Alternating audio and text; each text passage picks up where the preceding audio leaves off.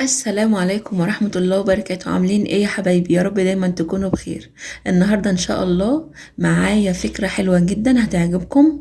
النهاردة معايا فكرة ان شاء الله جهنمية، طبعا مهمة جدا وحلوة جدا للتوفير. طب احنا هنعمل ايه؟ طب الناس دي محتاجة عايزة امل عشان تعيش عليه، وفي ناس كتير طبعا ظروفها وحشة وامكانياتها مفيش خالص، تحت الصفر. طب ما اكيد لازم نشجعهم، اكيد لازم نديهم امل علشان الناس دي تقدر تعيش. طيب انا النهاردة ان شاء الله جبت لكم الامل، وهو الامل يا جماعة معايا في البرطمان ده زي ما انتم شايفين. معقولة الأمل في البرطمان ده؟ أيوة الأمل في البرطمان ده. طيب ايه هي الفكرة بتاعتنا؟ طبعا في ناس ظروفها وحشة، وفي ناس ظروفهم على قدهم، وناس بتشتغل باليومية وفي ناس كمان أصلا يعني ما بيفيدش معاها على آخر الشهر 50 20 جنيه حتى. يعني في ناس ما بيفيدش معاهم خالص، حتى لو 10 جنيه ما بتفيدش. طب هنعمل ايه؟ يبقى لازم نشغل دماغنا. صحيح هي الفكرة دي بالها طويل وعايزة طولة بال، بس مش مهم، المهم ان احنا نحاول ويبقى عندنا امل ويبقى عندنا هدف عشان نسعى ليه. تمام. تمام. طيب، بس على الاقل برضو الفكرة دي احسن من مفيش. يعني المهمة بتاعتنا دي، فكرتي دي على مدار السنة، مهمتي او فكرتي على مدار السنة ان انا احوش 4000 جنيه او 5000 جنيه او 6000 جنيه. ايه معقولة؟ ايوه معقول، هتقدري. طب ازاي؟ لو بتفكري طبعا من زمان، لو كنا بنفكر من زمان في الفكرة دي كنا زماننا معانا دلوقتي دهب كتير ومعانا حاجات كتير والحمد لله. بس احنا لازم نشجع بعض، لازم نقف جنب بعض ونوفر ونحوش في الزمن اللي احنا فيه ده. اهم حاجة لو عندك بنات او ولاد، تمام، شجعيهم واقترح عليهم برضو الفكرة دي علشان تقدروا تعملوها وتنفذوها. طيب، يعني انا مثلا وولادي ان شاء الله هنعمل الفكرة دي مع بعض عشان نقدر نحوش المبلغ اللي انا قلت لكم عليه، عشان حتى لو جبنا جرام واحد ذهب مش مهم، بس الاسم ان احنا عملنا انجاز. في ناس ما بتوفرش معاها اي حاجة خالص يا جماعة، بس بفكرتي دي ان شاء الله بفضل الله ان احنا هنجيب ذهب، هنجيب اي حاجة نفسنا فيها، اي حاجة محتاجينها هنجيب. انا لغاية دلوقتي ما قلتش الفكرة برضو. تمام. ايه هي الفكرة ديت؟ بصوا معايا، بصوا معايا يا حبايبي.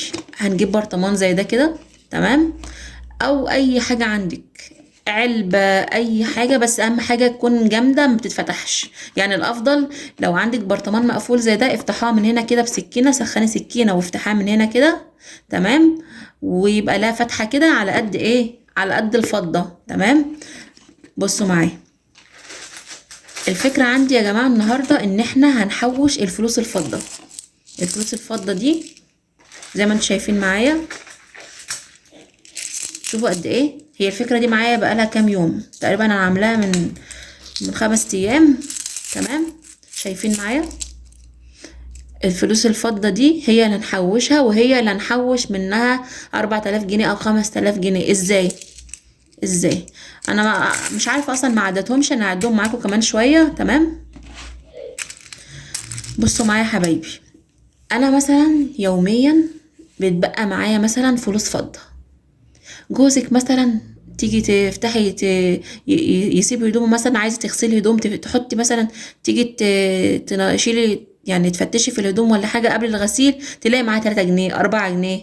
بنتك مثلا في شنطتها 5 جنيه، ابنك مثلا في جيب البنطلون بتاعه 3 جنيه 4 جنيه. اي فلوس فضه معاكم حطها في البرطمان ده. وانتي برضو يوميا ده، انتي لو حطيتي كل يوم 5 جنيه ولا 10 جنيه ولا 4 جنيه حتى ولا 2 جنيه، على كام شهر هتيجي تبص هتلاقي معاكي مبلغ. تمام. المبلغ ده هتجيبي بقى اللي انت عايزاه. لازم يكون معاكي هدف. يعني قولي مثلا عايزه اجيب مثلا بالمبلغ ده ذهب، عايزه اجيب المبلغ ده مثلا خلاط جديد، عايزه اجيب كبه جديده. تمام. عندك بنت مثلا عايزه تتجوز ولا حاجه، او لسه ما اتجوزتش، عروسه لسه، حوشي المبلغ وروحي جيبي لها اي حاجه، روحي جيبي لها مفروشات، روحي جيبي لها شويه رفايع، جيبي لها بطانيه مثلا، جيبي لها مثلا اطقم سراير، جيبي لها اطقم اللي هو الفوط، اي حاجه نفسك فيها ولا عايزه تجيبيها جيبيها. تمام. هتقومي جايه فاتحه كده البرطمان ده كده، تمام، هو برضو عندي جامد، بس انا على فكرة مش هاجي جنبه، يعني انتوا الافضل ان هو ما حدش يجي جنبه خالص، علشان يبقى صعب ومحدش يتفتح وما يتفتحش يعني. هتقوموا جايين فاتحينه من هنا كده، تمام، وتسقطوا منه الفلوس. احنا بنتكلم على الفلوس الفضة. انا تعالوا ما نعد مع بعض كده دول قد ايه. 1 2 3 4 5 6 7 8 9 10 11 12 13 14 15 16 17 18 19 20 21 22 23 24 25 26 27 ونص. 27 جنيه ونص، تمام. دول تقريبا كده من كام يوم بدأ الفكرة دي، قلت مجربها الأول وبعد كده بقول لكم عليها. 27 جنيه ونص. لو كل يوم حطيتي 5 جنيه، شوفي بقى، أنا مش بقولك حوشي على مدار مثلا شهر ولا شهرين، حوشي على مدار سنة، حوشي على مدار 6 شهور، على مدار 7 شهور.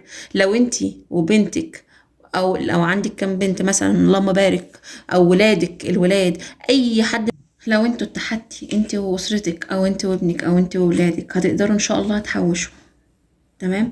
انا مش بقولكوا تحوشوا مثلا على شهر ولا شهرين، لا، على 6 شهور او 7 شهور زي ما قلت، على سنة.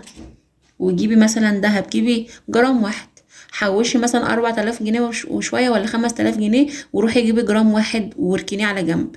شوفي هيبقى معاكي كام جرام بعد كام سنة، تمام. لو كنا بدأنا الفكرة دي من زمان، بصراحة كانت معانا، يعني كانت جابت معانا حاجات كتير قوي، وفرت معانا حاجات كتير قوي. مش لازم تجيبوا دهب. انت محتاجة حاجة تجدديها في بيتك او في شقتك، مفيش مشكلة، حوشي كده، والفلوس اللي انت بتحوشيها هي اللي هتفرج عليكي، تمام. الفكرة دي يا بنات يعني حلوة جدا، هتنفع اي حد. لو انت موظفة، اما تيجي تقبضي، تمام، اول الشهر كده حطي 50 جنيه واركنهم على جنب، تمام. وخليها معاكي في المطبخ، العلبة دي، خلي العلبة دي فوق التلاجة كده عشان تفكرك كل ما تدخلي المطبخ ويبقى معاكي فلوس فضة، حطي فيها، تمام. وفي نفس الوقت برضو، مش انت لوحدك بقى، زي ما قلت لك، جوزك مثلا، ابنك، بنتك، اي حد معاه فضة حطي فيها، ارمي فيها الفضة وسيبيها، تمام. وشوفي بقى ان شاء الله كده على مدار السنة هيكون معاكي مبلغ قد ايه، ان شاء الله يبقى معاكي مبلغ كبير. وجيبي بقى اي حاجة نفسك فيها، يعني اي حاجة محتاجاها ولا اي حاجة نفسك فيها جيبيها. هتقدروا ان شاء الله، يعني دي تنفع للناس اللي بتشتغل باليومية، الناس اللي هي مثلا ماشية بمصروف معين في خلال مثلا الاسبوع، تمام. هتنفع ميزانية دي، هتنفع معاكم في كل الميزانيات، تمام يا جماعة. لو حد مثلا بيشتغل باليومية، انت جبتي مثلا اكلك وتبقى معاكي كام جنيه، حطي. انا مش بجبرك مثلا تحطي في اليوم 5 جنيه ولا 10 جنيه، لا، براحتك حسب اللي يفيد معاكي. وتعالي افتحها بعد سنة ولا سنة وشوية ولا حتى كام شهر ما تلاقيها اتملت خالص، وافتحيها بقى كده وعدي وشوفي بقى هتبقى معاكي قد ايه. اصل انت مثلا، يعني انت دلوقتي بتحوشي فيها، تمام، مش معقولة هتقومي جاية فاتحاها مثلا وتقعدي تعدي معاكي كام جنيه، لا، انت هتحطيها وهتسيبها للزمن، هتسيبها لسنة، لكام شهر مثلا لغاية ما تتملى خالص، تمام. وبعد كده جيبي بقى اللي نفسك فيه. ودي كانت معايا النهاردة يا جماعة، فكرتي النهاردة في التوفير. اتمنى ان هي تكون عجبتكم، تمام.